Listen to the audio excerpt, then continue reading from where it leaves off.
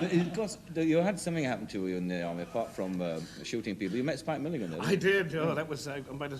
that's a long story. I'll make it very quick. Well, yes. Take your time. No, anyway. Hello, Michael.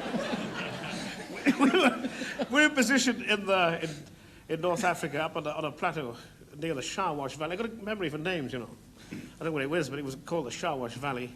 And there was this plateau thing, and we couldn't get the Germans out of these hills. We kept sending them letters, but they wouldn't go, you know. Come out! And they wouldn't. So they sent for these big guns. I was 25 Pounder Regiment, by the way, artillery. You know, they 5-mile snipers, they called us.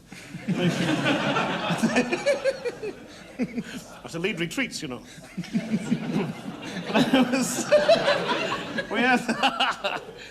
I was wearing my uniform back to front. Thought I was advancing, but I was making for the naffy. Anyway, we had these gun pits they dug, you see.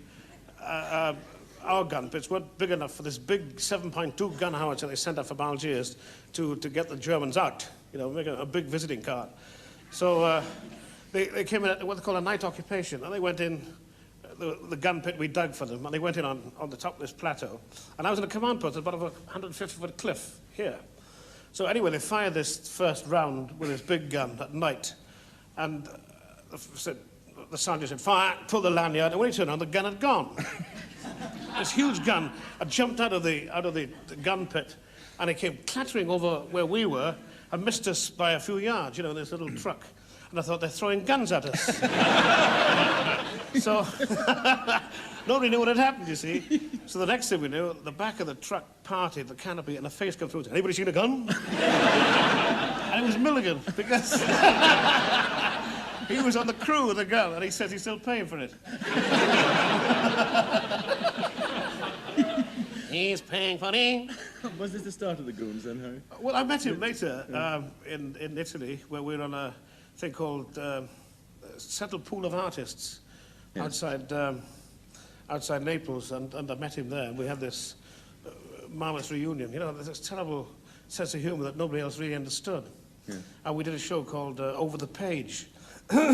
Terrible it was. We used to get hysterical. And when I came out of the army, I went to the Wimble Theatre, where I met Mike Benteen. He was half of an act called Sheridan Forest. Sheridan Forest. Yeah. Work that one out. He was actually Forrest, because the fellow, there was a bloke called Michael Sherwood who played the piano, or Tony Sherwood played the piano. And I introduced him to Mike, and Spike to Mike, and then later we met Peter, and that's how it all started.